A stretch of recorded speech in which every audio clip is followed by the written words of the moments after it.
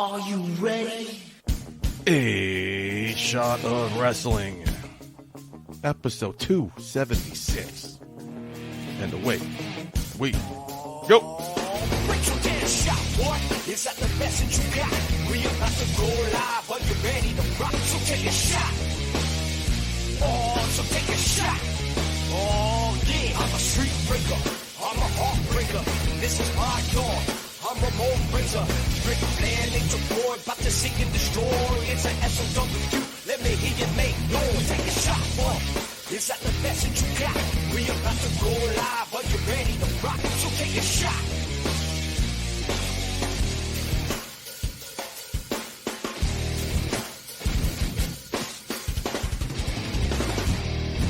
Hello, everybody, and welcome to another episode of A Shot of Wrestling. I'm your host at MagaJParty, joined, as always, Marcus Schwann. Marcus, so now you're going back how you just to doing that, today? Right? It's the Hollywood Rocking assassin, your favorite actor, Mark Schwann, here, ladies and gentlemen. Surprise, surprise, you're not wearing socks? I am wearing socks. Are you wearing sneakers with no socks? I have socks. Oh, Jesus. I don't wear the high tops, and it's not the 90s. For the listeners, it's not just Marcus rambling on this week. We got a special guest. Marcus, please introduce him.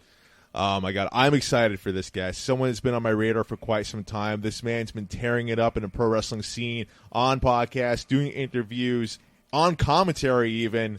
Ladies and gentlemen, give it up for Rob Williams of Bob Culture. What's up, Rob? Shameless promo. I love it. Thank you, guys. I'm applauding myself, making the applause track for you guys. Thank you guys so much for having me. I'm not worthy. Thank you for putting me over. Mark, it was so good getting to actually meet you in person back at TCW. Shameless promo. And, you know, coming here live from the BCP compound. I got to throw it back to Mike. Obviously, Green Man. Back in the day, my first wrestling indie show. I believe that was one of my first indie shows where I started doing the podcast anyway. I remember seeing A Shot of Wrestling. I believe it was you guys at Liftoff for Standalone Wrestling. Yeah. When Tennille Dashwood was there. That's right. And I introduced myself to you guys, and I really have, like, followed in your footsteps. And I'm not just saying that to be polite. Like, I saw you guys interviewing the wrestlers, and I saw you guys kind of having a little station at an independent show. And I'm like, this is really cool. And I was having a lot of local bands on at the time. I don't think I had any wrestlers on just yet. So I was really following in your guys' footsteps. I'm very thankful for all you guys have done for the scene and just to follow in your footsteps. And thank you for having me on the show. I'm not worthy. You're welcome. You're more welcome. than worthy. Yeah, Putty's taking he's taking that. His head is growing the size of this room right now. I don't often get someone saying nice things about me on the show, so I'm going to take it while I can, asshole. Okay. Oh, there it is. Always a heel. There it is. Well, Rob, I've known you by your reputation. I've seen a lot of your stuff. And, yes, as you mentioned before, TCW was our first time meeting each other. And I have to say, man, I was wowed because of the fact that, you are, in the rare case, exactly who you promote yourself to be on the social media platforms. Not often do you really see that. You're genuine. You're kind. You are so... You're so genuine as far as just like who you are as a person and your passion for wrestling and your desire to learn. Yeah, man. And again, it's so good to meet you too. And I appreciate you guys having me and putting me over and saying all those nice things, man. I appreciate it. I always say everyone in wrestling is two people. You know what I mean? And for me, I'm so thankful to all you podcasters, all the superstars, most of the promoters, all the promoters that have given me a shot and a chance to be behind the curtain, do commentary, play my drums for someone out to the ring, be parts of these little bits and stuff, which is really fun, man. And I'm very grateful. Wrestling has been there for me. I'm sure you guys can relate during a very, very tough time. I won't get into all that, but a lot of the wrestlers and promoters and people were there for me. It gave me focus during a tough time. It gave me something to learn and strive for, and making friends with all these cool, phenomenal athletes and goddesses. And it's been awesome. I've made so many friends during a tough time, and getting to travel the Northeast and getting to work or cover or whatever it is with these wrestling companies. I'm very thankful for it. And my philosophy is I just want to give it all back. And we have a platform, and I try to use it for charity here and there. I always use the hashtag putting you over, because I believe in a lot of these guys and a lot of these guys and gals that we've had on the show over the past couple of years. we're seeing them sign to NXT, sign to AEW, Right. sign to MLW. And, in the music scene, I don't always see that. And that's not a knock. I've just come up in the music scene, the local music scene. And it's cool to see people actually obtain their dreams. So it's inspiring to me. I'm very thankful for it. And I really just want to give it all back. It's funny you say that because I come from the acting world. So, I see people that I've worked with in, like, indies or commercials or whatever, and I see them, like, break through in bigger shows. But they haven't broken through to, like, A-list celebrity status yet. And I myself am working on that. But, like, it's funny in the wrestling scene, though, like, it's cool to see the people that we worked with, interviewed with, have taken bumps from, like, see them, like, excel to the main roster or to NXT or what have you, to see them on TV. It's a surreal experience. Yeah, very well said, man. We literally have, because it first started, I think, with AEW. Like, we had heard some guys that we knew were getting signed to NXT and all that, but they hadn't been on TV just yet. So with AEW Dark, especially during the pandemic, I remember our pal Serpentico going on, and he was on AEW Dark, and I was going through a tough time, and I'm like, this is really cool, man. Like, this is inspiring, and I made sure I tuned in. Now here at the BCP compound, as I say, we have standing ovations in our living room when someone we know comes out on AEW Dark. Shout to the notorious Mimi. She's going to be on this week. I was going to say anything. Saw that on Twitter. It was awesome to see. Congrats to her. Congrats. It's amazing. So we literally have standing ovations in our living room. We love what Gacy's been doing, just because this is not the Gacy that we have known here on the Indies. Right. It's very different. And I'm not getting political or this or that or anything. I just like him having the microphone, cutting these promos by himself. I've never seen him like this. What he's doing with this character, the direction that they've given him, he's owning it. He's fighting Ciampa. I mean, come on, guys! It's amazing. Like I'm so happy. Like my heart is happy for everybody. I'm popping right now, literally, on your podcast. No, listen, we feel the same exact way, dude. And I feel like I was curious to have you on too, because I wanted to pick your brain a bit because of the fact that, like, I feel like we have very similar paths here. The people that we've talked to, the people that we've experienced, and then your transition to commentary as well, dude. Like, how has that been for you?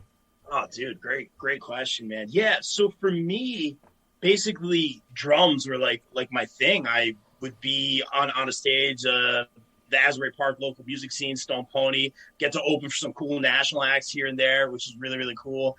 I'll save the name drops for later, but I'm going to have to get a dustpan for all those name drops. But it was interesting to me because I was always playing music. I never had a microphone in front of me. Even with the podcast, I still feel like I'm learning. But when they had asked me to go to commentary, which was really cool, and not to be all like depressing or anything, but I remember, don't worry, it's happy at the end, don't worry. It was the night before like my divorce hearing, and it was like virtual because of COVID and everything and all that. And I was just like, oh man, this is stressful, and I'm bummed and all this. That's a whole nother story. And I remember Billy from TCW was like, hey, it was the night before, and he messaged me, he's like, hey, would you like to be our special guest commentator at Goddesses of War? And I had never really, I think I called one match thanks to David Adams. It was Vicky versus Mimi. I had a lot of fun doing it, but I really had no experience doing it. And they were just like, just be the guy from the podcast that you are. Like you said, like try to keep it genuine. And I did that and I had fun. And Billy reached out and said, would you do this at the Goddesses of War show? I think it was Hallowed Grounds. And I was excited about it. And it took like all the nerves away from me and all the pressure off me. And it was perfect timing, man. I was so thankful for that. And everyone, I remember Mimi coming up to me and being super welcoming as soon as I got there, like, good luck, congrats on behalf of the locker room, like, which is super, like, veteran, she's the prodigy, we call her. Oh, she really is, and she's so young, too. But very professional and great in the ring, and I appreciated that. So to be accepted in that form or fashion was really cool, but also to be a part of it, because I was a journalist and outsider looking in, and now I feel like I at least bring something to the table or part of it. And I think for the most part, people are happy with me, or they know that I'm trying to make them look good and tell their story. So it's definitely a learning curve, but I love doing it so much. How nervous were you going into it? I think I was pretty nervous because, like, with the drums, like, it's almost like my office. You know what I mean? Like, I have to do all the tricks and like, play. I feel like that's something I've been doing since I was 11, and I'm very comfortable. On the microphone, it's really different. And also with commentary, like, I'm sure as you guys know, like, you know, like there's a cliche, like, are you the heel? Or, you know, I remember one time someone told me I was a heel. I was like, I'm literally sponsoring one of the good guys. Also, like, you know, I've never been a heel. I mean, but at the same time, you should be versatile, and you know, I should probably like whatever you want, yeah. But at the time, very new, I was like, I don't know if that's the right role for me. But sometimes you have the heel, the face, the color commentator, whatever it is. So that's the tricky part, is just finding where you go, especially in the new guy. So my approach was make an impression without stepping on toes, and I think the niche is like we go with that pun disputed era. I have like the little puns. If you ain't cheating, you ain't trying. Just ask my ex-wife. All those little things. So I get those in there. And at the same time, you don't want to make it about you. You want to make it about the talent in the ring. So I'm learning to toe that line. At the end of the day, I want to tell everyone's story. And I talk to the wrestlers throughout the week, and not just get their movesets and stuff, but I feel like I have a personal friendship and relationship with a lot of them. I'm like, what do you want me to get over here? So it's really cool. But to answer your very simple question, I was nervous. No, man, like, trust me, like, I understand that. You know, as a performer, you know, you still get a little bit of nerves, but like, I remember my first time going on commentary, I didn't know that I was going to be in commentary until like right before the shows were going to start. You know, I was I was a manager for Satsujin right. Squad, and you know, I was like, all right, I'm just going to come out there with him as usual. Putty, you knew you were going to be in commentary that day well in advance, right? Yeah. Yeah, you did. BCW, right? BWF? BWF. Yeah. You were supposed to be on with Green Man. Green Man, for whatever reason, couldn't do it. So like, they just told me right beforehand, hey, man, you're going to go on with Putty commentary. Like, wait, what? And I'm a perfectionist. You know, so like, I want to I was asking a million questions because I just want to make sure I do it right.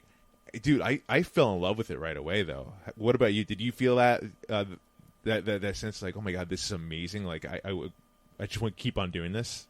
I was surprised how much I loved it. Like, I was excited to do it. We were like doing the cliche, muting the matches up here with the boys, and we're just calling it. And it felt kind of silly at first, but when I was out there doing it with the professionals, the people who are doing it, you talk about Putty doing it, you talk about Abel doing it, Green Man. I don't want to break kayfabe here, but I think it was really just such a great experience. I remember the first match I called, you know, my good friend, the Vivacious Vicious One, Triple V, as we call her, Vicious Vicky. Big fan of Vicious Vicky over here. Big fan. She's Queen Midas. She's got more titles than our favorite team in the Bronx right now. I wish they were in playoffs. Can I tell you real fast? I got to tell you, and I hope this doesn't cramp your style. When I was at TCW, I was so honored by this. I told Putty, Vicious Vicky's mom came over to me, and she's like, Mark Schwann? I'm like, wait, what? And I put two and two together, and she's like, I have to say, I love you and Putty's work that you guys do together. When you do commentary for our daughter. You guys put her over so well. I'm like, holy shit. Like, I was so touched and honored by that, man. That's we call her Mrs. Vicious, but she says, no, I'm not. She goes, my husband's Mr. Vicious. I'm Mrs. Vivacious. I'm like, yes, Mrs. Vivacious. She is. And such a sweetheart, too. That is an honor, my man. That is an honor. That's awesome, man. But that made my whole day. She's great. Her whole family's fantastic. Shout out to the Vicious One. Oh, dude, that's amazing. She's great and super supportive of all the podcasts, too. So shout out to Mrs. Vivacious. We love her Absolutely. so much. But I remember calling the match. Vicky won the Goddess's title. So it wasn't just like a match. It was a big match. She's still holding that title from that win. I think it's like a year now. And that was the first match I called. It was her versus Meanie, which I thought was very appropriate because they've always been so supportive of me and helpful to me. And it was a big, like, I didn't know the title. I like not knowing stuff. And plus, I was a guest commentator, so I really didn't know anything the first time. And it was like a big match. It was a big tie-in. Vicky, I think, had sent me the audio from it after the match, which was really nice of her, so I could analyze it and stuff like that. So it was awesome. It was so fun. It was a title change, and I loved it. I fell in love right away. What was like your biggest hurdle as far as like your biggest adjustment as far as getting to commentary? Like what was something that you didn't necessarily know before that you learned pretty much the hard way? Great question again, man. It's like you know what you're talking about here. You guys know a thing or two because you've seen a thing or two. You guys do everything. I'm not worthy. But again, like for me, even on the podcast, like my cadence is something that I need to work on. I talk very fast, which again is good for commentary. But again, you got to kind of pick your spots. My dad always told me, like, pay attention to your grandfather, who was a minister. And, you know, the way he did his sermons and all that stuff, he would pause and speak a little bit more slowly. So that's something I thought was great advice and to pay attention to. And then the other big hurdle I feel for me is when you work with the same people over and over again, it's great because you have that chemistry and you find your spots. And that's what I like about doing at Titan. Me and Alphonse have a great chemistry, I feel. David Adams, I learned a lot from him as well. So it's just great. I got a mentor. I got someone who's coming up with me. You know, Alphonse is the heel. So, it's a beautiful day out. No, it's rainy and terrible. Like, you know, so that's a lot of fun. But when you go to different promotions, I'm getting a lot of opportunities now, which I'm so grateful for. But you work with different people. And I love, like, Sam Laterna, amazing. Jimmy Riot, amazing. Just so many great commentators out there. But when I'm moving all around and working with different people, different promotions, it's like, not like how do I fit in and all this stuff, but just you don't want to talk over each other and you want to find your role. Like CCW, I have more of a lead commentator role, I would say. And I guess that was kind of thrown to me by default. But I'm very thankful for that, and I want to own that and make that as great as I possibly can. But that being said, I think just trying to work with different people and find your spot, that's been a little tricky, but it's like a fun adventure. And once you find it, you find it. You guys know how it is. No, of course, man. Like, listen, we've gone through our obstacles as well. It's all a learning curve. Definitely enjoy doing commentary. Something I desperately miss, actually, looking to get back out there again. Crazy schedule we've been having, or I personally been having. But, man, you are someone I would love to do commentary with down the road at some point. Rob, I feel do it, bro. Absolutely, man. Let's fucking do it. I could talk to you I'm about right here. Oh, hey, buddy. Jeez, wow. What a dick. What? It's awkward. Something we would love to do commentary with you one day. Is that better? Is that better? Too late. Yeah. Oh, well, this is awkward. Boy. Should we just go to like what's trending? All right, Mark, I'm tired to hear you talking, so let's have you talk more. Let's find out what's trending this week. Good way of putting it, buddy.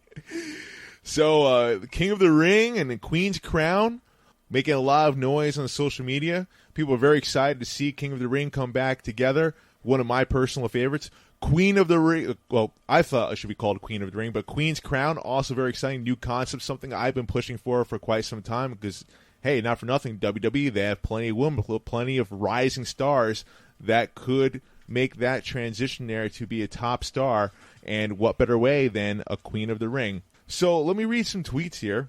So WWE on Fox, at WWE on Fox, they tweet out, who are the top 4 WWE superstars who should be in the 2021 King of the Ring tournament? Matthew Rogers, at Matt Rogers. 1, Xavier Woods. 2, Consequences Creed. 3, Austin Creed. 4, Austin Watson. Clearly, big Xavier Woods fan right there. And Alex McCarthy at AlexM_TalkSport. Don't fuck around, WWE. Give us King Xavier Woods. Obviously a big push there for Xavier Woods. I'm seeing it over and over again on Twitter. We saw Xavier Woods on Raw talking about throwing me. Guys, what do we think here for King of the Ring? Is Xavier Woods king worthy? And not just this year. He's been saying that on Up, Up, Down, Down for, I think, the last 2 years. So this is something he's been asking for quite a while now. Yeah, I mean, like, not for nothing. You know, Kofi Kingston won WWE Championship. Big E, current World Heavyweight Champion. You know, Xavier Woods deserves some singles love as well. I think this would be a great spot for him. The dude can go. I don't think he gets enough credit for what he does in the ring. Obviously, great mic skills, great character, great charisma. I think his in-ring work has been overlooked for quite some time by people. Very well said. Yeah, I'll piggyback on that real quick, bro. I think Woods is a great King of the Ring winner. It makes so much sense on so many levels. The guy's got so much charisma. Even the way he holds the microphone is very king-like. Yeah. Like little things like that, man. He could play himself out, like instead of having the trombone, having like those like horns or whatever, like when the king comes out. But like you said, his in-ring moveset speaks for itself. These guys got so much charisma. Obviously, I don't know if you guys were there when Kofi won the title at Mania. What a moment that was. I mean, like you can never forget that. Big E, a couple weeks ago, whatever it was, cashing in. What a great moment. And I feel like the New Day has just been consistently amazing. I mean, the start was a little rough, but they made it work. They made it their own. It's amazing. And they didn't do the corny, like someone's going to betray someone. Yeah, I was convinced Woods was going to go to the Hurt Business at one point. I thought they were telegraphing that. But this is the way to go. King of the Ring for Woods makes so much sense. There's a couple other guys I'd like to see get it, but this is a home run. This is a grand slam. Let's not get cute. Woods all day. So here's the thing, though. I mean, like, I think unanimously, we all agree on this. I think the Twitterverse totally agrees on this. But on the other side of this, on the women's side, for the Queen's Crown, it was the same amount of push there for Liv Morgan. Now, mind you, on SmackDown, Liv Morgan lost to Carmella in a pretty quick fashion. Going back to Twitter here, Draven at Wrestling Covers, Toni Storm versus Lena lasted 2 minutes 14 seconds. Liv Morgan versus Carmella lasted 1 minute 36 seconds. Roman's entrance was longer than both women's matches. Not even a little bit of respect with this Queen's Crown tournament. Absolutely unacceptable. Hashtag SmackDown. And then touching more on this, if I get the tweet up, give me one moment here. JD from New York at JD from NY206. This hashtag Queen's Crown tournament has been a complete fucking disaster tonight. Liv Morgan and Toni Storm eliminated. Isn't this a platform to build new talent? Why even bother having a tournament if this is how you book things? Hashtag SmackDown. So Liv Morgan was getting a big push on Twitter, same exact push as Xavier Woods, and we see her lose in very quick fashion here. We may not get what we want, guys. Yeah. I'll jump on that real quick if you guys don't mind. Yeah, and you stole my thunder there. I was going to say both of those matches combined for a little over 3 minutes, which was crazy. Did somebody say 3 minutes? Oh, boy. Oh, no. That'll never get old. Oh, boy. He's hitting all the greatest hits. But I'll say this, man. Like you said, through only 3 minutes, women's wrestling is so hot right now. I have probably about 5 match of the year picks right now. In the running, obviously, I got to narrow it down to one. I think 3 of them are women's matches right now. Yeah, nice. At least 3 of them are women's matches right now. Okay. Thunder Brit, the women's Rumble was great. There was a great intergender match at IWTV 100. I could go on and on. But the women are red hot right now. Like you guys were saying earlier, you have this amazing roster. You have so much great talent.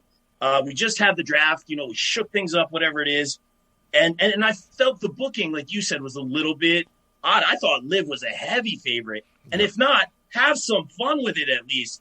King of the Ring, as we knew, was not only about the winner, but it was about having these stellar matches. Nunes and I were just talking about this. We were watching SmackDown tonight.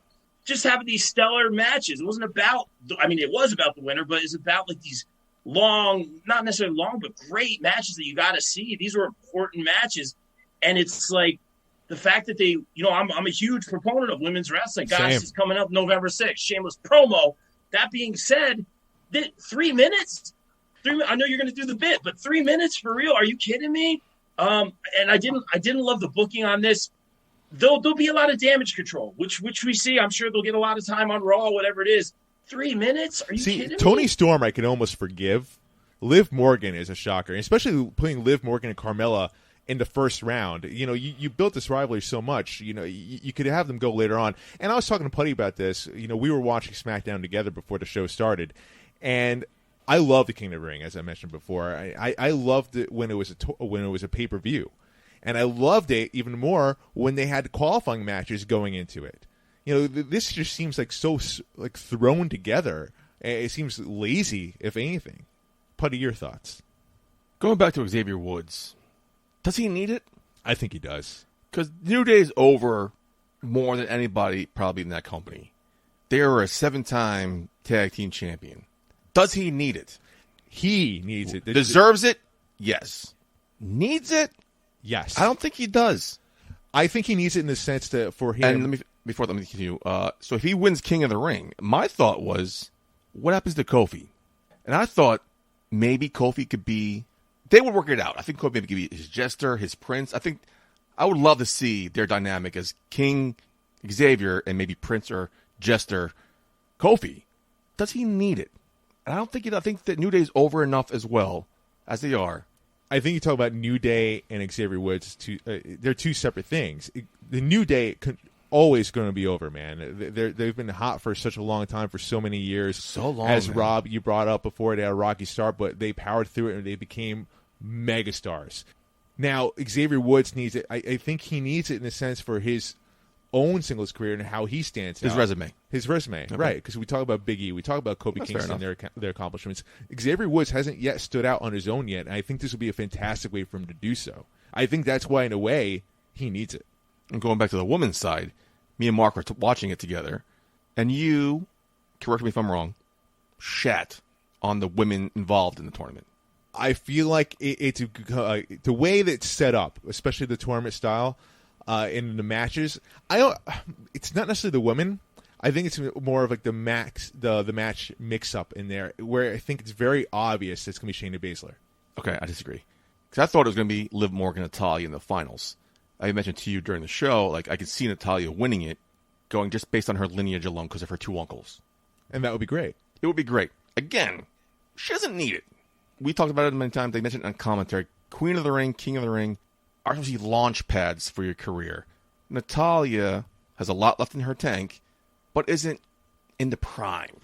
And I agree with you, Nat. It would be cool to see Natalya win it because of that, but she doesn't need it. You're right. I agree with you on that. The two women that lost tonight, they needed it. I thought Liv Morgan was being the finals. Ding, ding, ding, ding. Yeah. I agree with you, Mark, man, to piggyback off that. I agree with you saying. It's what Buddy said, like, the launch pad, that's where it is. Natalya, man, I would pop for that if she wanted. She deserves it after all she's done. But like you said, a Liv Morgan, that's exactly what she needs. That is exactly what you need.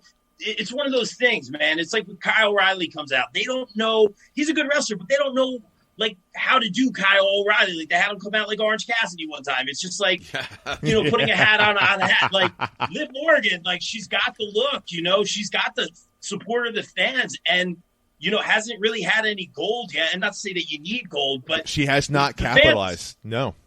Yeah. And this is perfect. Like, I always say on the indies, like, you're a great wrestler, but you need, it's important for fans to connect with you or give you heat. Like, that's half the battle. Liv has that already. And to have that, not just on the resume, that's exactly what she needs. Toni Storm has a even better resume. She has a great resume. She doesn't need it as much as Liv, but this is a great, for a main roster thing, great jumping off point. Natalya, like you said, it wouldn't make all the sense in the world. I would be happy for it. Shayna Baszler, I mean, they've watered her down a lot on the main roster. We could go on and on about this NXT call-up story. So many examples. I don't want to go off on that tangent, but Shayna Baszler, I would love to see her. I think that's why it's becoming obvious to me, especially now, that Shayna Baszler is going to win this whole thing, because I feel like they're trying to right the ship with her. And I think this is their way to do it. Also, it's her nickname. She's also a queen. Queen of Spades. Yeah. But clearly, the higher-ups love Carmella. She's the first Money in the Bank champion. They seem to be really high on her. She's a good worker. She's got a great look. Would we be upset with her current character as the most beautiful woman in the WWE? Would we be upset if she won? I think so. Don't need it. I don't think she needs it. Exactly. That's my point. I think people need this. I don't think she needs it. But I could see them putting the crown on her head. She definitely doesn't need it, and I think, again, and going back to the original point, the original tweet about the Queen's crown, is that 3 minutes. It's such a damn shame. What'd you say? Oh, goddamn putty. Because this women's division, it's stacked. They have a lot of great talent there, a lot of up-and-coming talent. We see the same old main event, and they put on fantastic matches. Good for them. I could watch them wrestle all day long. But, it's time to build new talent, because what's going to happen when Charlotte retires? What's going to happen when Becky Lynch retires? What's going to happen when these women go off into the sunset, and you're not building new stars here? You have plenty of younger talent in there to build up, and the great way to do that is through a tournament like this.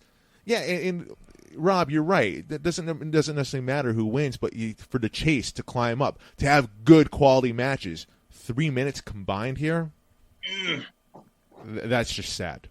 But guys, we do have to move on here. But quick prediction: Who do you think is going to win for both sides here?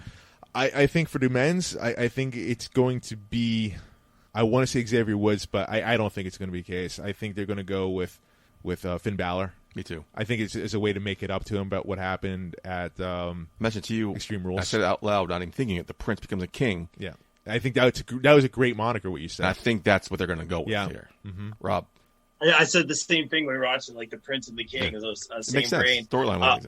I think Finn again doesn't need it. That's what we're talking about. I think he's going to have some great matches. No, he doesn't. I wouldn't have been surprised if Cesaro won tonight. I thought that he would have been a great King of the Ring. But again, he's another one that he gets the big win, they do nothing with him. Gets the big win, do nothing with him. Resigns, do nothing Yeah. with them. Like it's one of those things, man. And I want to be respectful. I'm not hating on a company and all that stuff. Just in terms of booking and especially the 3-minute thing. I mean, I could go on and on What's about that, but that What you say? man, you think I would learn by now? We're not allowed to say I'm that. going to go with Woods on this one. I'm going to stick with that. Okay, For the good. women, my pick was Liv. I'm not really sure. I guess Shayna. Gotta go. I'm not really sure. Shayna's the obvious choice, man. Like who else would it be on there? You know, It's no. I was Carmella. thinking Liv. It's Carmella. The writing's on the wall. It's Carmella.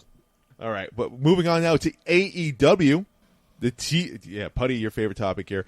The TBS Championship was announced. It was a big surprise here, the 2-year anniversary show of AEW Dynamite. Wasn't surprised. It wasn't really that much of a surprise that we all knew it was coming, but, they're promoting it as a big surprise here. So I'm trying to tout it up here. Putty, give me a fucking break. All right, kayfabe. Okay. Okay, Bring it okay. back. Awesome. I appreciate that. Let's do it over again. What? What? The TBS Championship? People already trying to make the predictions here on Twitter. Women of AEW, at Women of AEW, post a picture of the TBS Championship. Honestly, not a big fan of the design, but that's a whole other subject. Who should Was that her tweet or your personal comment? That's my own personal comment here. Who should be the first? That's what's being asked here. That's what's being passed around all through Twitter waves. People are talking about Ruby Soho. People are pushing for Jade Cargill. Thunder Rosa is a very popular name that's coming up here. Is my tweet on there? You read my tweet? Am I reading your tweet? Yeah. I know. You said something about Jade Cargill. There's no point. This is her championship. There's nobody else in line for this. Serena Deeb is being talked about quite a bit for this. No, don't insult her intelligence, please. This is handpicked for Jade Cargill. The way they're pushing her, the storyline, nobody else comes close. Rob, who do you think is going to win this?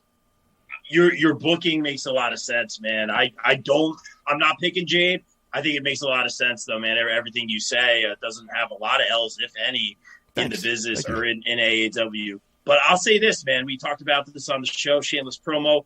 Thunder Rosa, mark my words, will be getting gold at the beginning of 2022, one way or another, or maybe at the end of this year.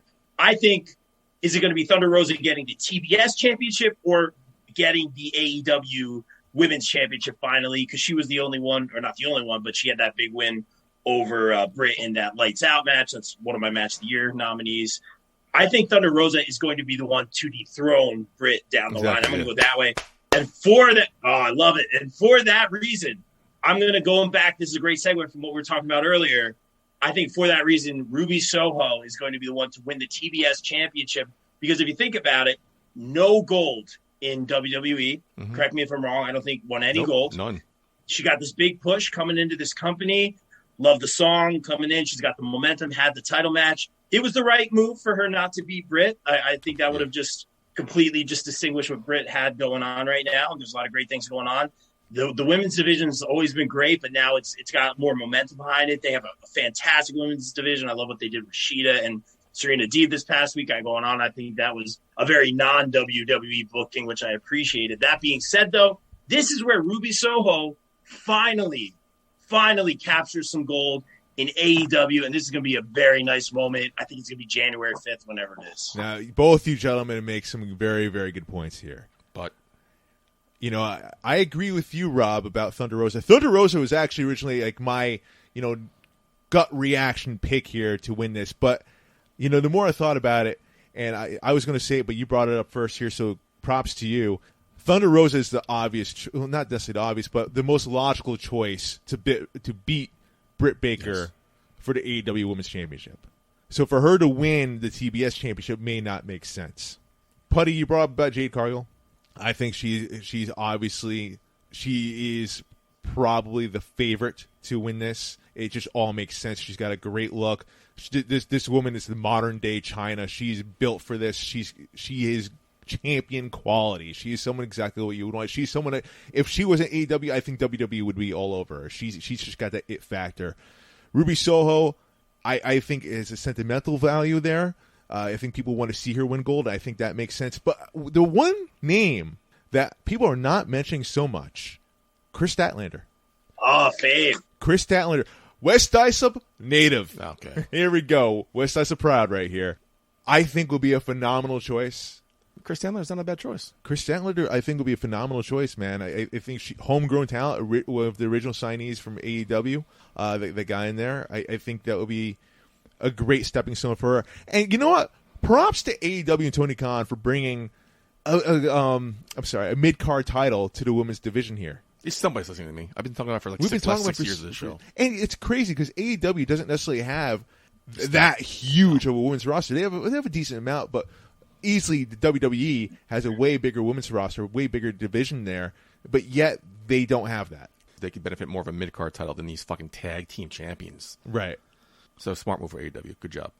Yeah, a way to put their flag in the sand. How do we there. feel about their mid-card titles being named after networks, though? Is it not original? Is it cool? I mean, I don't understand how. I look at it. It's a throwback. I look at it from this perspective, because when you talk to non-wrestling, like perfect example, and here's a little shameless promo for me. I'm all about it. # shameless promo. We got to interact with Sammy Guevara at the last convention. We were interviewing Casey Navarro, and Navarro and Sammy had Sammy's literally at the table across from us. We're like, he's fighting Bobby Fish. If Bobby Fish brings this title back to MLW, you can compete for it. The title's right there across from Sammy. Hears us. He does like a little, not like a stare down, but he holds up the title, kind of smiles at Casey. Casey's like, oh, okay, it was a nice little thing. Sammy did an intro for the show. Shout out to Sammy. That was amazing. That's but mad seeing cool. it was awesome, and I put it all over Twitter. But basically, seeing that TNT title, it's beautiful with like the black leather now. It's very shiny. And when I was telling this story to my friends or people who aren't into wrestling, they know TNT. They don't know AEW as much. They don't know wrestling, but they know TNT. Mm-hmm. That's where we watch basketball. We know drama. TV. I think it's a really good way to make the network happy. Makes a lot of sense. A lot of the mid-card titles are the TV title, whatever it is. Yeah. That makes sense. And just from an outsider perspective, it's a TBS title. It's a TNT title. I think it's a grand slam, no pun intended. So what happens with now that Dynamite's moving to TBS? Do they still have the TNT Championship, or do they call it the Dynamite Championship now? No, because I think they're staying on TNT for Rampage. I think Rampage. It, yeah. Got it. I think they said they're going to keep it. That makes sense. I don't know. Moving on to our final subject here and what's trending. Staying with AEW here. All Elite Wrestling. They put out an interesting tweet at AEW. They shared an article by Variety.com.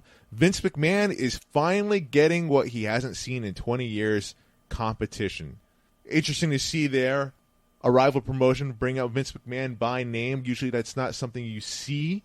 Also, Tony Khan made some interesting statements earlier this week. I'm loading up the tweet right now. For whatever reason, it's slow service. Sorry, guys.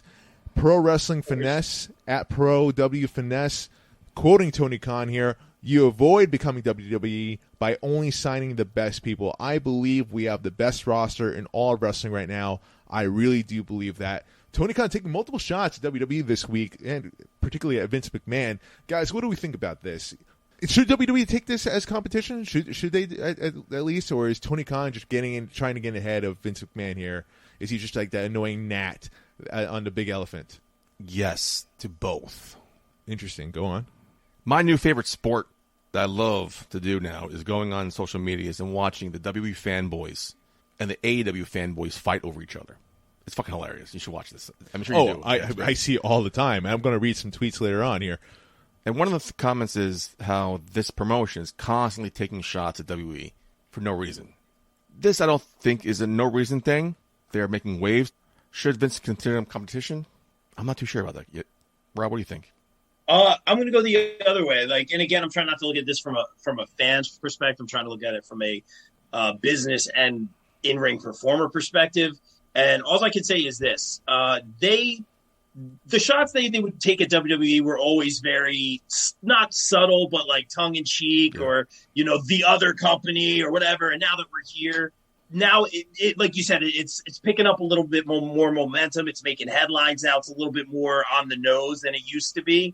But again, AEW after All Out, keep your foot on the gas pedal. Let's bring people in. Let's do it. Tony Khan is doing it right. The booking's been fantastic. We're exciting. New titles, new competitors coming in. A lot of our friends that we've had on our shows, guys, getting jobs. It's amazing. The wrestlers, the morale from what I've heard and what I've seen, couldn't be higher. Adam Cole is all smiles. Daniel Bryan, we saw him at the last show, took a picture with him. Couldn't be happier. Big smile on his face. The morale's there. They keep their foot on the gas. It's great. They're making waves. Are they at whatever level in the ratings? Not yet. Are they doing this right now on the upslope?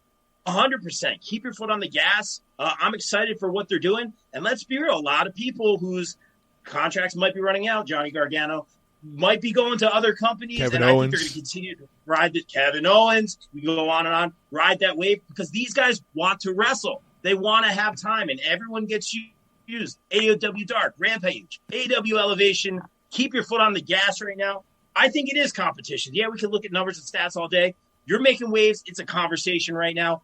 I think they're going to go up from here. I love how both of them say, Tony Khan and Vince McMahon have said, like, no, it's not competition. But then this stuff keeps coming up.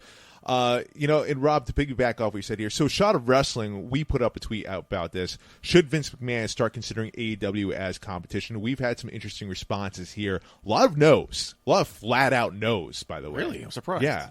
But you know what? Going to the ratings thing, someone did bring this up. Raw, on October 4th, 1.857 million viewership. AEW 10.6, 1.053 million viewership totally, saying that AEW should be considered a competition. This is their second year anniversary, man, and they're already cracking 1 million. And now they're hitting it consistently. That's pretty fast, man. And I agree. I think Vince McMahon should start looking at them as maybe a little bit more seriously, something a little bit more competition. But people already are saying that they're making their case why they shouldn't. Justin at Justin X times 413. AEW isn't anywhere near the giant that WWE is, and WWE isn't going anywhere. The fact that NXT moved to a different day, then got a makeover, says something. In terms of quality show, I personally think AEW puts on a better show consistently. Roman is carrying WWE right now, in my opinion. J.Kayfabe, one half. These names are ridiculous. In my honest opinion, the moment Vince starts signing the talent who are getting buried and will continue to get buried by the nostalgia signings some AEW fans are demanding and Khan is currently doing is the moment he considers AEW competition. Some say he did when WCW started the same trend. I thought that was an interesting take right there. AEW is far from perfect right now. I think some fans are being critical of the signings that that AEW is making here, and that could be pushing out some of the younger talent there, like maybe Sonny Kiss or Sonny Kiss, excuse me. That was immediately who came to mind, and some other names I'm sure I'm blanking out on because they probably aren't getting the TV time that maybe WWE would roll the dice on. They're right. If WWE does do that, that could be a sign like, hey, maybe we're taking this a little seriously, or maybe we are eyeing AEW, which I am sure they are. I think the debate will go on and on here as far as what Vince McMahon should be doing, what should not be doing, as far as what AEW and Tony Khan are doing with the success. I see it from my own personal standpoint. The fact that these ratings are getting closer and closer so fast, I think absolutely they should be taken seriously. Do we care about competition? Because as wrestling fans, we're getting great stuff. We are getting great stuff, but this is why I think we should care about what Vince McMahon is doing. Because Vince McMahon, when he's pushed, we've seen this before with WCW, he puts out phenomenal product. That's what I've been saying since they announced AEW. All right, be careful what you wish for. He's been complacent for 20 years. He's the best mind in this business. He's a genius. When you wake him up, be careful what you get for. Maybe that's what Tony Khan's trying to do. Maybe he's just that's why he's trying to poke because Vince McMahon's not budging. I feel like no, not yet. And I think we're all waiting for it, including Tony Khan. I'm going to say it. I think they're just waiting for him to wake up and to give that competition, to give us all that great product, because they're definitely capable of it. Hence what they said about Roman Reigns. Roman Reigns has been tearing it up every single week. They have some great storylines here, but the rest of the card, blah. Did you hear about? Apparently, I don't know. I didn't read the full article. Maybe Rob, you know about this. Dynamite and Raw going head-to-head in Canada? Okay. I didn't know that. I didn't read the whole article. I read the headline, so that might be awakening, too. It's the ratings dip in Canada, It's like, oh, we got to do something about this. So I pay attention to, actions and reactions. And to me, after Punk debuted, it was like, all right, let's get Brock in here. Becky, we've had you kind of with it. Let's get Becky in here. Let's go. some of the booking on SmackDown, some of the show, particularly the MSG show, I felt was phenomenal. And like you said, it's been very complacent, especially Raw. Very complacent, same old, nothing exciting. And they've had some moments of brilliance here and there. And I think it's very reactionary to some of the big moments that AEW has had, or the debuts or the pay-per-views. And I just want to bring this up very quickly. This is not my point. This is Bully Ray from Sirius Radio Busted Open. He had a great point. You look around AEW, look at the fans. A lot of guys our age, a lot of college kids, a lot of older fans. Not a lot of kids. You look at WWE, you see kids hanging over the barrier, getting the high five, the Roman Reigns, the John Cena's. They love all that. You look around, you go to an AEW event. There's kids. Not a lot of kids. No. WWE families, kids. So that's a little bit of, obviously we can talk about the ratings, the demographics and all that stuff. But he hit it right on the head, man. Good point. Yeah, I thought it was a great point. But at the end of the day, like you said, buddy, the real winners, like who cares? The fans, man. Yeah. The real winners, the fans, man. And these tweets about, WWE is still going to stick around. Yeah, of course it is. We're not saying it's going to go, that's not even a conversation. Of course, unless Disney buys them out. But I personally keep on saying this. If and when Vince McMahon sells this to Disney, which I'm hoping will be the suitor to buy them out if they do get bought out, I think it's game over for any competition. Because Disney, they have the resources, and if they want something to succeed, they're going to make sure it succeeds. Not only just barely, but to dominate everything else. And I think they'll be the ones to do it. To make WWE interesting again, because I feel like to a lot of people it's not that interesting. I think only some components of it, and it pisses me off when I see, like Rob, as you mentioned, the MSG show at SmackDown. They're capable of it. That whole show was fire. It's just they need to consistently do it, and that's where they lack, and that's what pisses me off. And I think that's what pisses a lot of fans off, because we want WWE to succeed. We want all of wrestling to succeed. I think Tony Khan wants it. He's very passionate about it. Rob, you were there at Arthur Ashe Stadium. Tony Khan came out every few times. He was amped. He was pumped. Yeah. Yeah, he was like a fan. And class act too, coming out. He did have both shows, newer too. Came out off camera. He did have the little on camera thing for Rampage or whatever, but he came out off camera right before Dynamite went live. Thank you guys for being here. Thank you for supporting AEW. Just school in September, full of class, this guy.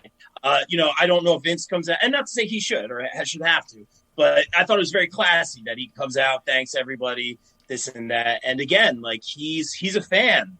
He's a fan like us, Very passionate. I always joke, now that Tony Khan is getting the success, would he turn into a Vince one day? After he has all the success and things get a little bit more boring for him, and so I always kind of think future wise, and that's not a knock. I love TK. Thank you for giving my friends jobs, bro. I love TK. That's just kind of some fantasy fictional stuff that goes on in my head. But maybe one day. But TK is doing a great job right now, and I'm very appreciative of He is, man. That's what I love. I love that fire and that energy. Vince, when he comes out, maybe it's an age thing, or maybe it's just he's complacent. I don't know, but you don't get that same energy. Even when he came out, for WrestleMania or for the first show back in a live stadium here, it's just not the same. But again, could be age. I don't know, but personally, I think it's time for him to move on, hand this over to someone else here. But that's a whole other story. Game. Now we're getting to a different subject. That's a different show. Yeah. Let's get some TV Takedown this week. It's time for this week's TV Takedown.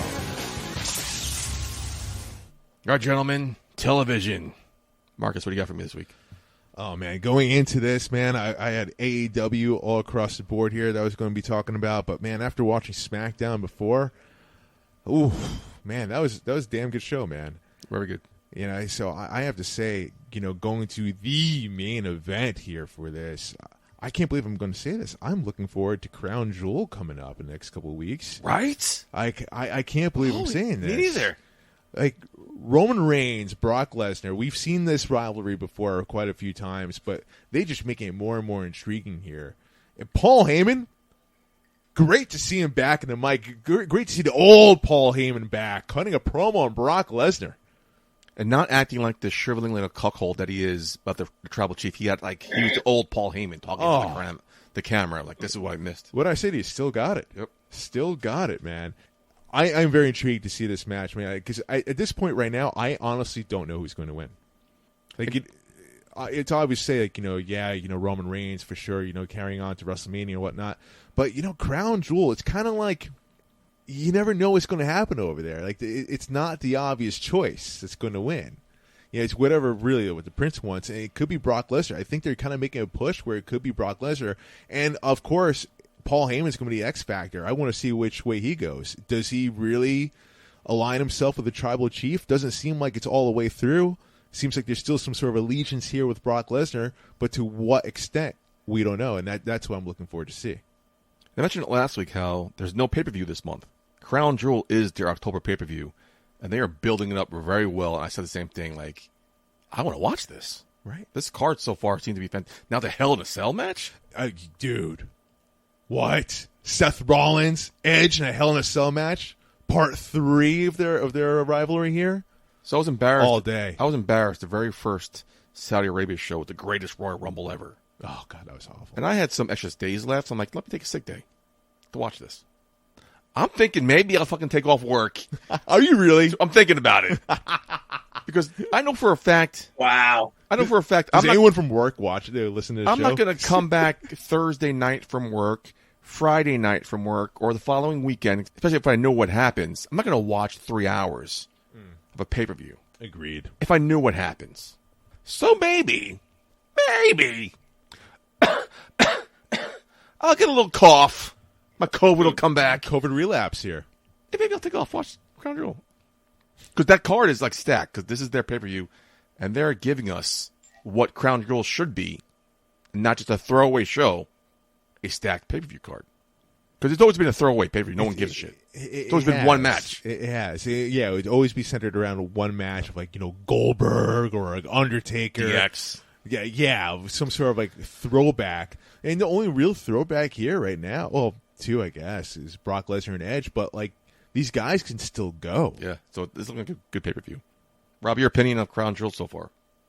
On Crown Jewel, it's like you guys said, this is probably the Crown Jewel that I've most looked forward to. I'm personally looking very forward to the women's match. I believe it's still the triple threat, right? With Becky Biceps, Bianca Belair, who I'm a huge fan of, and it's boss time. Sasha Banks, Wrestling Fashion nominee this week, too.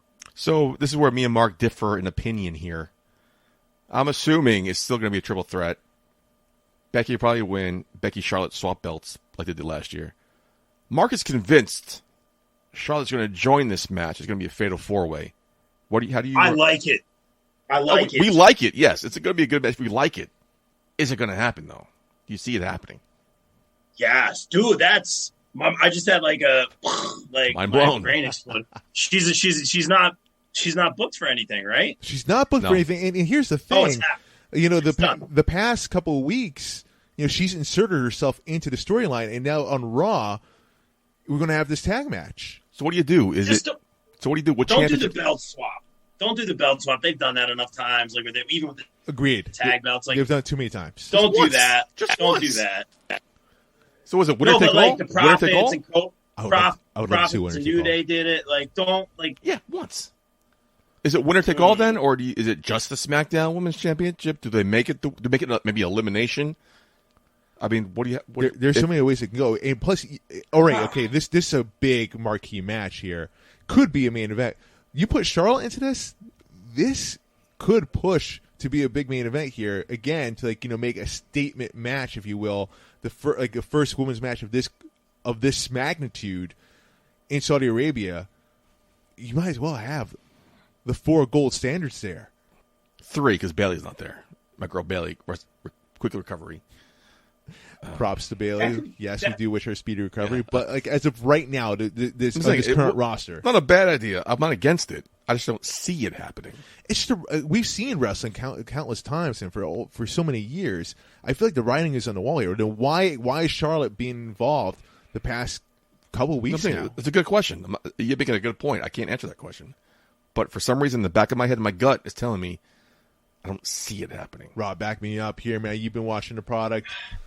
I thought so. My thought process was Becky actually. I know this is not a popular decision. I thought Becky was going to lose the belt in some form or fashion. She won't look weak because she won't get pinned, whatever it is, True. kind of a thing. She can have a little bit of that. Adversity is not the word. A little bit of that bump in the road to kind of try to get the belt back, get her a little angrier than she was, kind of thing. That being said, that's the way I thought it would go. This way, it would go on. Is Bianca going to be on Raw now? I forget who's yeah. where. Bianca and I Becky think going so. to Raw. Bianca gets it. It goes, but no, that's still SmackDown. But I don't know. I'm confused. But anyway, that the whole blue belt goes on the blue brand and the red belt is like whatever. I'm trying not to think about that. Just thinking about the match, though. I love what you said, Mark. Man, that's amazing. Put Charlotte in this match. Why not? Sometimes it's great. Sometimes triple threats can get a little tricky. Fatal 4-way. Could be too many moving parts, or it could be amazing. Think about the caliber of the women between the ropes. This could be, dude, I popped for that idea when you said add Charlotte to the match. She's amazing. Throw in one of those top rope corkscrew moonsaults. Come on, let's do this. Yeah, absolutely. And if that match is going to happen, I really, really want to see a statement being made, being that main event. I might be getting my hopes up too much for that. Obviously they go with Roman Reigns and Brock Lesnar. I think a lot of people will be happy. But, what a hell of a statement would that be, to have those four women, especially a match of that magnitude. Could main event any type of pay-per-view, but the main event in Saudi Arabia, Crown Jewel. Hello, 2021. The match of the year, maybe. So I have a couple things I'm looking forward to. This past Monday night, Jeff Hardy was interviewed. And he said it's good to be in front of fans again. He reached the highest of highs and crashed back to reality. He also said that going to SmackDown might be the perfect opportunity to see a different side and different ego of Jeff Hardy. Okay, I'm in. I'm looking forward to this. Please give me a new Jeff Hardy. Maybe Brother Nero. It's a long-standing rumor is he wants to debut Nero in WWE. But I'm looking forward to the next chapter of Jeff Hardy's career going to SmackDown. I'm excited to see about this. What's this whole Willow thing I keep hearing about? Willow is Brother Nero. It's, if you don't watch Impact TNA back in the day, it's his alter ego. Got it. I can't explain it to Kinda you. like- He wears a mask. Oh, Rob, you know? Yeah, it's a mask. It's kind of a little bit of face paint, a little bit of the mask kind of thing. I've seen some of it. I think it was before Brother Nero, but maybe he kind of combined Willow, the two in some form or fashion. And don't quote me on that. But yeah, go ahead, bro. But that's pretty much it. And just piggybacking off that, I love that dude. Jeff Hardy, one of my favorite, probably my second favorite of all time, man. All time. He doesn't need to do it. He doesn't need to change anything. He's super over, man. Doesn't need to change a thing. But for him, from a creative perspective, from the amazing paint that he does, it's only gotten more amazing. His artwork and the paint. This is an opportunity for him to change things up. So I could definitely see that. That's a great point. Here's the thing, though. I mean, with all due respect, and I understand Jeff Hardy is very, very popular in the wrestling community. I personally have never been a huge fan of him. A lot of people are going, oh, how can you say that? Just my opinion. I'm leaving. I'm literally hanging up. Just my opinion. I was never really that impressed with Jeff Hardy. I always thought he was on a little bit more the reckless side, and I couldn't really resonate with his character. But I understand, very popular in the wrestling world. Today, though, Rob, what you said, though, he doesn't necessarily need to change anything. I disagree highly with you in that. I think Jeff Hardy, we just recently see him try to compete for the 24/7 championship and lose. That was trending. That was trending, yes. And he chose not Great point. I can't argue with that. And he chose not to talk about that, by the way. Jeff Hardy couldn't even get over on Shot Wrestling. Jeff Hardy needs to change. I'm sorry to say it. Because of the fact that he's becoming more and more and more of an afterthought. People were losing their minds when Jeff Hardy beat Karrion Kross in his debut in Raw. Let's talk about that. People were losing their minds. A guy who was a former multiple-time World Heavyweight Champion WWE beat an up-and-comer, a person who made his main roster debut on Raw, and people thought a jobber won. They were acting like Barry Horowitz won the Intercontinental Championship again. Jeff Hardy's awesome. He's a big, very marketable. Fans love him. They think they're behind him. They think he deserves better than he's getting, and everybody deserves. Can agree with that. Looking forward to this new Jeff Hardy. Is he going to be edgier? Is he going to be different? Is he going to be Willow? Is he going to be Brother Nero? Because what they're doing with Jeff Hardy is an insult to the Hardy name. I'm looking forward to this next chapter of Jeff Hardy's career. Hopefully, it leads to bigger and better things. He deserves better. I want to see that one last push from him. I do want to see that. I do want to get invested. Just because I haven't been before doesn't necessarily mean my arms are folded and I hope he fails. No, nobody wants to. I want to see the other side of him. I'm curious about this whole Willow character, this whole New York character. And YouTube is interesting. I hope he brings that to SmackDown. Yeah. Rob, what about you, my man? What was your takedown? Or was your takedown coming up, I should say? Yeah, so real quick, I'm actually excited to go to the AEW side of things real quick. I'm excited to see the storylines kind of build up to, we're covering all the bases. Going up to Full Gear, man, some interesting stuff that I wanted to talk about. I can't take credit for this, but we talked about Sammy earlier. Now Sammy back with the Inner Circle. One of the great things about the Inner Circle is that they're a faction, but they can be independent of each other. And I was almost confused at one point. I'm like, are they still together? But it always comes back. It always works. So I commend them for. I'm not about all the factionism. There's way too many. That being said, though, Inner Circle has done a great job of being separate yet together. As we've seen them come back this last Wednesday, they're going to take on the top team. All those MMA guys and gals, and the Men of the Year, of course, that coming up. Because that being said, because you know what, I'm not necessarily excited for, but I just want to see how this plays out. When Jake Hager turns on the Inner Circle, he's an MMA guy. Come on, guys. And I can't take credit for that. Our friend Mr. Bill Bodkin called that a while ago. We thought it was going to happen earlier at Arthur Ashe or wherever. But I think that's going to happen. And just a little side note, I really was interested in – we talk about how we kind of get this complacent booking elsewhere. We're used to certain things. We expect certain things.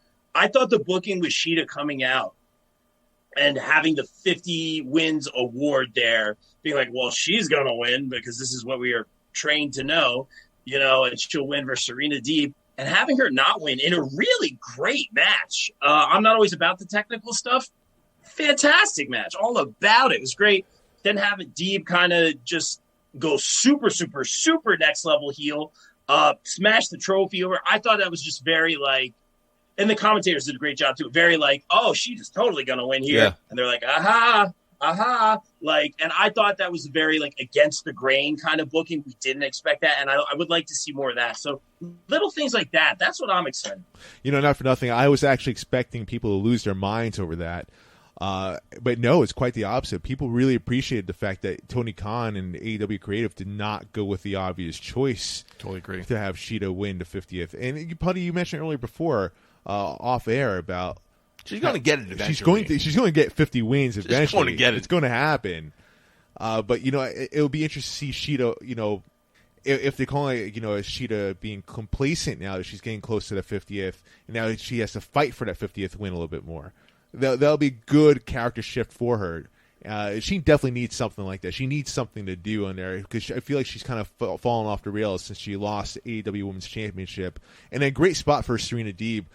I've always been a big fan of her work. I think she's phenomenal. She doesn't get enough credit, and I'm glad she's getting that spotlight here in AEW. So I have a couple more things. Again, I mentioned this week in and week out for the last 2 or 3 weeks, so I apologize to sound like a broken record. But Tommaso Ciampa was being interviewed backstage, talking about his match against Braun Breaker for Halloween Havoc. And our boy, Joe Gacy, interrupted and saying, you issued an open challenge. I want to answer that. And Tommaso Ciampa said, well, if you beat me next week, you can be added to that match in Halloween Havoc. So I'm looking forward to this match between Joe Gacy and Tommaso Ciampa. Do I think he's going to win? No. I think he should win because we've been talking about it for the last 2 or 3 weeks. Way too early for Braun Breaker to win the championship. Even being in a one-on-one match here. I think Joe Gacy should be added to this match. Our boy Joe Gacy deserves it. So I'm looking forward to seeing if he wins because there's a question here. I found it very interesting. I put out a poll here for NXT 2.0 to see who the fans are most interested in seeing, who they like the most here as a new face of NXT 2.0. And some interesting results here, Putty. Some a little interesting, some very obvious. So here it is, at Shaw Wrestling. Which new star is impressing you the most on hashtag WWE NXT? The choices were Braun Breaker, Joey Gacy, Cora Jade, or Tony D'Angelo. Surprise, surprise, Braun Breaker won this. 56% of the votes have 36 votes here. Right? You want to know who second is? Mhm. It's not Joe Gacy. Manny Rose. Wow. It's Tony D'Angelo. 21%. 21%. I'm about that. I love this A guy. lot of people are. A lot of people, yeah. He was built as a heel, but the crowd got behind him. I'm like, yeah, all right, I like this guy. I'm okay. I'm in. So that means Joe Gacy's third, 17%. Not even close. But people who don't know who Joe Gacy is, I can see why they wouldn't vote for him because it's a weird gimmick. It is a weird gimmick. And it seems out of place in NXT 2.0, especially with the Tommaso Ciampa, Braun Breaker storyline. So I get it. But if you know Joe Gacy, you're in for a wild ride. And now that I don't remember his name, the big Brock Lesnar type Parker. Well, I don't know what his WWE name is. Yeah. Hey, Rob, I want to hear your opinion. What are your thoughts on NXT 2.0? Well, first of all, going back to the things that I'm excited about, I'm totally erasing all my answers and I'm copy and pasting for Buddy because I am so excited for Joe Gacy to be taking on the NXT champion Tommaso Ciampa in a non-title match this Wednesday. I cannot wait. Like you said, a lot of history with Gacy on the Indies amongst all of us. He always made the time for us, so thank you, Mr. Gacy, for always that. Did. That being said, shameless promo, our last interview with him, it was right before he got signed, and congrats again, man. He's killing it. He talked about his relationship with Ciampa. Ciampa Really? had come in. He had fought him before, I believe. I think someone had just released a poster of the indie event where they fought, and now the NXT marquee title match that's happening this Wednesday. But he also Ciampa had been there for the Evolve seminars before the show. Yes, and I believe I'm sharing this because this is very public. He said this on our show that Ciampa had given him some advice after Gacy's match, and so they have had a relationship. I'm sure in some form or fashion they really want to work together. Or Ciampa was like, "Hey, I want to work Joe Gacy." Who knows what went on? But what Gacy is doing right now, this is not the Gacy we have known or seen. And for him, when he's sitting in a chair with a microphone by himself, and again, I'm not getting political. I'm not saying this, that, or the other thing. Just him sitting in a chair with a microphone by himself, I was like, oh, owned it. He nailed it. Knocked it out of the park. What they asked him to do, he did it. Whatever this persona character is, it's getting attention. Yeah. It's connecting or getting heat, whatever it is. That's what you need. I am so excited for this match. I really do hope he gets added to that match. Booking wise, that would be super, super fast NXT title shot. But we're for him, man. And I am so excited for that.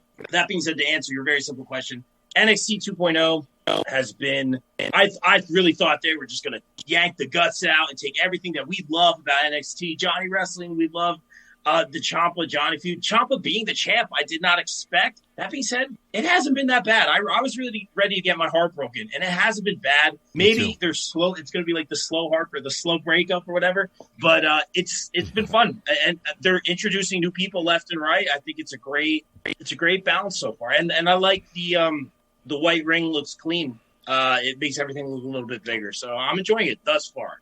I'm cautiously optimistic. Cautiously optimistic. That's something I've been saying about NXT 2.0 for a bit. There's been something that's been bugging me about NXT 2.0. I couldn't put my finger on it until recently. I'm very big on marketing. Hence, I have a company called Local Media. You've never mentioned that before. Figure I'd bring it up right now. I think it was a good point. Nice. But, Jim's promo. Looking from a marketing perspective, I understand now what's been putting me off on it. I am confused as far as what they're looking to do here because their graphics and the colors and everything about it, what they're showcasing, what they're branding, it's very much Nickelodeon-like. They're going very youthful. They're not even going MTV-wise. They're going very youthful-wise. I've seen for NFL, they're advertising some sort of slime thing that Nickelodeon is doing. It was the same type of graphics, same type of logo, same type of colors that NXT 2.0 is using. I'm like, oh my God, this is the problem. Because their product, the NXT 2.0 is putting out, is more adultish. So it's kind of confusing as far as what they're looking to do here, what type of audience they're trying to capture. Because their branding's one thing, but their product says another. And it's not aligned, and I think they need to get that more aligned here. This week is Nickelodeon. 2 weeks ago, it was, they're copying AEW. Make up your fucking mind, dick. Speaking of AEW, I have an AEW takedown, Mark. Shut the fuck up. This is a big moment here, Rob. So, one thing I thought was really ridiculous was that Cody Rhodes had a coach, not a manager, not a mentor, not a trainer. He had a coach, the legendary Arn Anderson. And I'm okay with that. But then Arn Anderson came out with a playbook. He had a playbook, the same exact playbook the Kansas City Chiefs coach has on the sidelines. I'm like, what is this about? You're not calling Cody Rhodes, go for the fucking body slam. All right, you're in trouble here. Go for the different crossroads here. I don't understand why he had the placard sheet of plays. And I've been following the storyline closely because, much like the fans, I'm getting bored of this Cody Rhodes storyline. But this week, Arn Anderson went to his house, started a bonfire, basically told him you're too Hollywood now. You lost focus. You're too busy on your fucking Go Big show, whatever it's called. And now your reality show. You lost focus on what should be most important. Won me over. Wow. I was digging that segment. And I'm like, okay, I'm in for this. Do you think this will bring in casual fans like myself and make Cody more likable? Because he's been getting booed a lot. Or is this a way to get Cody booed more? I think this is a way to get Cody booed more. You know, I think fans are very much behind Arn Anderson, especially and he's making a lot of good points here. He's making a lot of great points. 2 weeks ago, he made that promo about the Glock, and it's still going. I'm still seeing memes about it. Yeah, you showed me before. Yeah, today there was a meme about it for Liv Morgan. Yep. With Arn Anderson. People are still talking about that promo. Arn Anderson, I fucking love the fact that he still got it. They still got the passion, he's still the fiery spirit, and the mic skills. And you know what? Fans are behind him.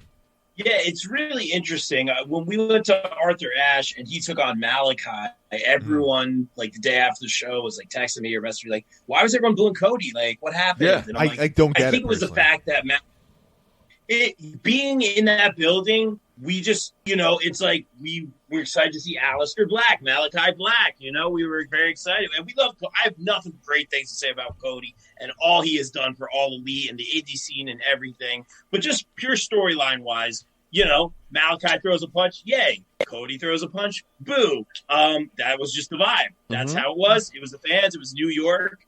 That's how it was. And I don't think it needed to make anyone a heel. I'm never about that, a heel can't fight a heel or face. I'm never like that, man. It doesn't always have to be face heel or whatever. But this created an interesting situation, and I felt like they literally rolled with the punches here, and I feel like they did a phenomenal job because, we can go back to that Becky moment where she beat Bianca real quick. Oh, we need to make Becky a heel right away, which she's knocking out of the park. That's a whole different story. But we have Cody right now who's lost a step or distracted or too Hollywood, like you said, and the focus goes from Cody, not to make him look like a chump, but Cody kind of just missing a step and Arn just being like, what are you doing? You left your boot out here? What was that? What was that drama? And then, I remember Malachi brought it back at some point. I think they scrapped that.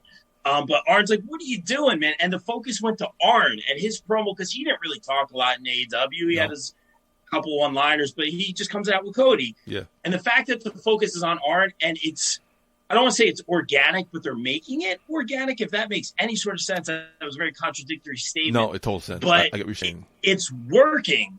They really rolled with the punches here, and it's not let's make Cody a bad guy now because everyone booed him. It's let's show a little some speed bumps in Cody's journey here, and in some form or fashion, I'm sure this is gonna connect to Roads to the Top, which you can watch right now on TNT. You know what I mean? So I think this is really, really well done. It makes a lot of sense, and Arn's getting a lot of shine right here. I think it's win-win-win. It all comes together. I have any problem with it. You know what? I'm going to take back my answer here. It's kind of now reminding me of Rocky 2. When Stallone. When Rocky, it was, getting more money, getting more popular, getting a lot of attention here, and Mick was all about the training. We're talking about Rocky becoming a little bit more Hollywood, and it took them a little bit of a split there, a little bit of them butting heads a little bit for Rock to come back. So maybe this is what we're seeing here. Maybe Arn Anderson is calling out Cody for all his flaws, for everything that the fans are booing him for Cody to come back to his roots, and maybe we're going to see them reconnect and Cody come back being the face. So maybe. Do you think this will work, though? It's storytelling 101, man. I think AEW, what AEW is good at... I guess it depends on who he goes against. It depends who he goes against, but like I think if they tell the story right, they take their time with it, it could work. I mean, people are all about a story, and I think AEW is doing a fine job with that as far as phenomenal in-ring work, but also they're making people invested into these characters, into these stories. And I think, and keep in mind, Cody's old school, so is Arn. They know about telling stories. So I think it could work. Sorry to interrupt you guys.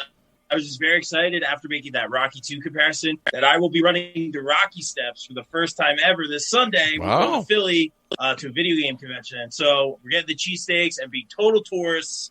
And I'm running the Rocky steps for the first time. So I'm super excited for that. That is awesome. I did that once. Did you? Halfway through. I got tired. It's a good look.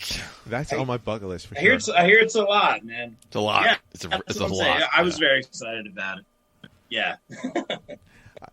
But on that note, let's get into some go-home thoughts. Rob, it's been great having you here. You did a great job. Yeah. Did you have fun?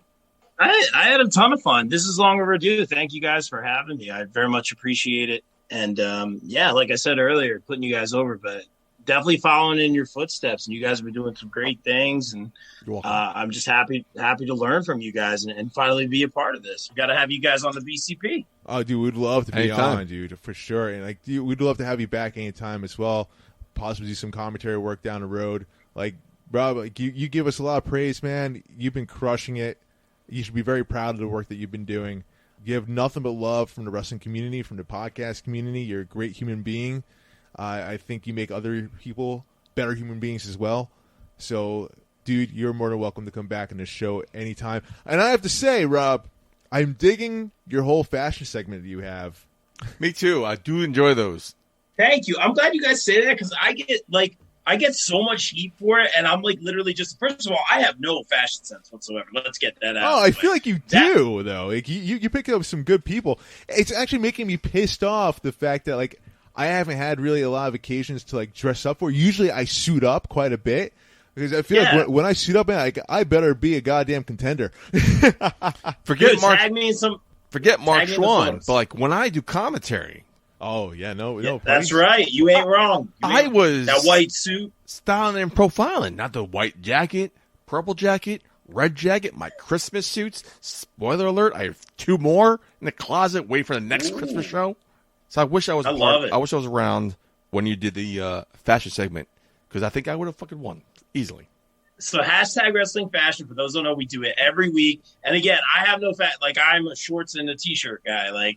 And then when I do commentary, I wear I support some independent talent on my t-shirt, and then I wear a blazer over it. And gotta wear the blazer. That's it. Yeah. And then Vicky kills me for it, and Ray Kalichi kills me for it. But that being said, they both have spectacular fashion sense and been former #wrestling fashion winners. So every Sunday I'll put out, or Saturday, whatever it is, I'll put out, the nominees grow every week, about 8 now. Wow. And just the fans vote on it. And then for whatever reason, I get killed for it, for not nominating someone or for not counting the votes right or whatever it is. I just put it out there. I count the votes at the end, and Gabby usually wins. She's the wrestling fashion queen. Mimi's won a few times. Ray Kalitri's won. Casey Navarro walked in the legends. It was over before it started. Casey Navarro. Oh, yep. Darius Carter, I'm sure, has been up there too. Listen, man. He's won, yes. Wrestling fashion, I think it's a fantastic idea. I love the fact that you're doing it. I hope you keep on doing it. Fuck what everyone's going to say. Everyone's going to have an opinion about it, saying why was I nominated or this? Why did I win that? Or why didn't that person win this? Listen, man, it gets people talking, gets people to stay tuned. I am digging it. Keep on doing it, and I hope to be nominated one day. So all I have to do is put a picture. You won't be. Shut your fucking mouth. You won't be. Shut your fucking mouth. Rob, yes, you will. Yes, how you long? will. How long have you been doing this podcast now? When did you start this? Man, that's a fair question. That's a great. I'll say, I guess over 3 years. Is that right? Maybe? That's a great question. I don't know. Life throws things at you every once in a while, and then you kind of not step away from it, but then you got other things to take care of. But this past year is when I've really dove into the wrestling. Like I always had wrestlers on here and there, but really, more behind the curtain work with the companies. It's been a year since I got the shameless promo, the 2020 contributing to professional wrestling award. I saw that. Good job, buddy. That was awesome. I take that. I just take that very seriously. Like I said, I want to give that back. And just going back to the wrestling fashion, not only just to have content, but that was another way to have, like, he was like, oh, I didn't win or whatever. But no, like, I have all these indie talents tagged with Thunder Rosa, with Becky Lynch, with Charlotte's seen wrestling fashion. I saw her looking at my story. I see Charlotte. But it's a good way to kind of, I'm all about building bridges and stuff like that. It's a good way. It's more exposure for the talent, man. So little things like that. But yeah, man, it's just been great. I'm so thankful for the podcast and more so for the friends that I made. And that includes you guys along the way and all the opportunities I've been given. So along the way, I've been a lifelong wrestling fan. Going back to the indie scene is something I was not aware of nor cared about until this podcast happened. Were you an indie guy before you started the podcast, or did you get more involved in the indie scene with the podcast? Oh, with the podcast. I didn't come into wrestling until I was in college. My best friend had watched it since we were 4 years old. Yeah, and I was the guy who was like, oh, it's fake, it's too. And I didn't even really I would play the video games with them. We'd play action figures. This was last week. No, I'm just kidding. This is when we were 4. But yeah, it wasn't until we were in college together and I was like on the computer and I saw Rey Mysterio jumping around. I was like, who is this? So that really got me into it. And then when I started doing the podcast, I was promoting a lot of local bands, a lot of local photographers, a lot of local businesses. And then Standalone Wrestling, I would share a lot of their stuff because I like wrestling. And Chad reached out to me. The rest is history. So my favorite questions to ask new guests on the show is, what is your first memory of professional wrestling? It's probably that just that seeing Rey Mysterio just jumping around flying, because I didn't think that's what wrestling was. A specific event, or I never really caught him on YouTube, a random YouTube clip? Yeah, montage? It was just in college. It was in college. My buddy was watching SmackDown. I think it was just like right after the Rey debuted of Ruthless Aggression era, the beginning of that. And I always thought wrestling was just like the slams and the punching and whatever, and then the characters. But seeing Rey just springboarding and jumping off the top of Kate, I was like, he's really doing this. Like, this is athleticism. This is crazy. And then I came to appreciate the pageantry and the theatrics and the music, all that kind of stuff, man. But that would probably be my first, aside from like video games and toys when we were kids. So like you weren't around. You weren't around during Attitude Era. Nope. Really? I watched a lot of documentaries. We here at the Neighbors house. Wow. We watch a lot of documentaries, and they brought me up to speed. And who's your favorite wrestler of all time? It's got to be Rey for that reason, and Jeff Hardy's number 2. So can I tell you, let me tell you, watching the show tonight, SmackDown, Mark Schwann came over my house, and he did not hold back. He laid a barrage of shit attacks on Rey Mysterio. Right. He hates Rey Mysterio. No, I don't. He thinks he's a piece of shit. Does not deserve the credit he gets. That's going too He far. does not think he's the GOAT, the greatest of all time. I don't think he's. That's right. That part's right. We don't like the same wrestlers, apparently. Apparently you don't not. like Jeff. You don't like Rey. No, I think Putty is exaggerating to some I'm of the not. words quite a bit. I wish I was recording. I wish I was recording it. But I did say that I don't believe Rey Mysterio is the GOAT. I honestly think he's. I'll say it. I'll say what I said. I'm not ashamed of it. I went on record to say that I believe Rey Mysterio is probably one of the most overrated wrestlers of all time. That. Fair enough. Yeah. I understand that he's. I'm not going to deny his in-ring ability. I think he's very good at what he does. Credit to his longevity to keep on going the way he's going. But just like Jeff Hardy, I was just never been personally invested into him. I always just thought he was a little overrated in my eyes. Not your cup of tea. It's like Christian Bale is Batman for me. Like, I never bought into the character, man. I love Batman. Everyone loves those movies. I'm always on the other side. I'm always the only guy, man. Never. Rob, never. You're breaking up. I can't hear you now. We're going to end the show here because yeah. Christian Bale was probably not only the great Batman, he was a great Bruce Wayne. Ugh. The other thing is there's good Batmans and there's good Bruce Waynes. Nobody will top Adam West. There, now we're on the same page. Okay. Second close, Michael Keaton. Michael Keaton, yes. George Clooney, great Bruce Wayne, horrible Batman. Val Kilmer, good Batman, not a good Bruce Wayne. Val Kilmer and George Clooney, awful of both. You can go fuck yourself. Underrated, Ben Affleck, I would have to say. Oh, I was so happy. I have so many people I knew personally and went to Comic-Con shitting on Ben Affleck. Not my Batman. Well, guess what? Who wasn't my Joker? Heath Ledger. That's right. And I just was putting my foot in my mouth when I watched that movie. So I learned my lesson. I'm like, Ben Affleck, I will give him credit. Ben Affleck freaking killed it as Batman and Bruce Wayne. I'm happy he's coming back. Way off fucking topic. Let's get back to wrestling here, because this is a different subject. I could talk for the next 3 hours about this, but Rob, you're not here for that. We're here for wrestling. We'd have to get Nikos Rikos involved in this conversation, too. Also a big Batman fan. Yeah. So what were we talking about before this? I don't even remember anymore. I think we're so he was hating on all my favorite wrestlers, pretty much. Oh yeah. So as a huge Rey Mysterio fan, how do you think the trajectory for Dominic's going? So I'm again very biased. I was very high on Dominic coming in. I love that moment when they double 619 Brock Lesnar, double frog splash off the top. I don't remember seeing a crowd that hot in WWE in a long time. They were going nuts. Father-son moment. I wanted Rey to win the title. I think it was for the title at that point. I wanted Rey to win the title there. So I thought that was a great way to bring Dominic in. Obviously, he came right up. No NXT, no Indies, right away. it is.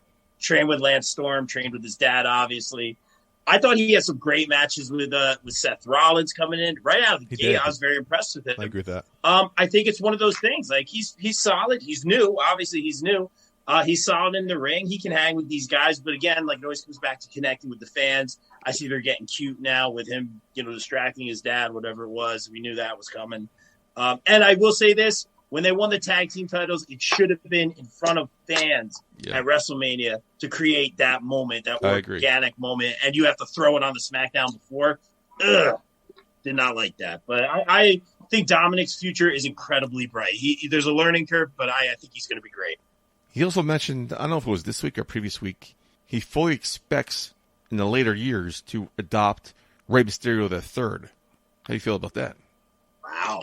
I think that should happen in some form or fashion, don the mask or, have it be passed down to him. Obviously, it's going to be anybody. It's going to be him. You saw when he first had that first attire, it had like the little hood. Which was kind of flopping around the whole match. But I thought that was a clever idea. It didn't work. They got rid of that on his gear, #wrestling fashion. But, yeah, it's got to happen at some point. But, again, make it like a personal thing that they have between themselves, or if you are going to make it like a storyline or WWE, like let's do it the right way and give it the respect that deserves. If I can compare Dominic Mysterio to an NFL player right now, I would compare him to Zach Wilson, and here's why. Dominic Mysterio tons of potential, a lot of potential. So did a lot of physical attributes, a lot of gifts there that involved. So did right, but Sam Darnold. Hold on, so Geno Smith. Hear me out here. But he's still kind of unproven. He had the proper training. Of course, he's got the lineage of Rey Mysterio, but he didn't go through NXT. He didn't really go through the Indies. He just got thrown right there into the wolves. Right. He has some hits, but a lot of misses. I think they need to be careful with him because he could either be great or he could be nothing, and that's why I compare him to Zach Wilson right now. Rob, when do you record your podcast and when do you post them? So again, right, rookie move here, and I'm no rookie. I just crank out the content, man. So I try to have a couple wrestler interviews streaming throughout the week. I usually aim after Raw, after AEW, after SmackDown. Our interview with Ray Kalitri, our interview with Casey Navarro after Raw. So I try to have it, kind of like a post-show kind of vibe. We stream live on Facebook, which has been a lot of fun. I thank everyone for chiming in support. All the wrestlers that come in and talk crap, that's a lot of fun too. And yeah, man, we basically just talk to a lot of wrestlers on the indie level. And, here come the name drops. We've got a lot of great guests on the show. Jake the Snake, Jim Ross, Velvet Sky, Casey Navarro, Anthony Bowens, Chris Statlander. I could go on. We even had a Ghostbuster, Ernie Hudson, which was just, for me, I loved Ghostbusters as a kid. Oh, man, He was amazing. Guys, check it out. And please subscribe on YouTube. I'm trying to build the YouTube. Obviously, we do all the audio for the podcast. They got the socials going real strong. We want to get the YouTube clicks right now, so everyone subscribe on YouTube. We're giving away a Roman Reigns Funko Pop, so look for that contest on our socials, and you got to subscribe to YouTube and share the post. But thank you guys so much, very much for having me. This is long Rob, where can they find you on social media? Oh, yeah, I guess that's important. At Bob Culture Pod on Twitter. Please give us a follow and join the chat, share all that good stuff. On Instagram, at The Bob Culture Pod, where you will find tons of hashtag wrestling fashion and the Bob Culture Podcast. On Facebook, we're also on Twitch, YouTube, Modify TV. What else? Facebook Live. We do a lot of our streams there. That's where all the wrestlers come in and talk. And, yeah. All that shameless promo. Also, we got the tees, tpublic.com, the Bob Culture Podcast. Lots of fun tees. Get those now. Boom. There it is. Rob, thank you again so much for joining us. This will be the first of many, we hope.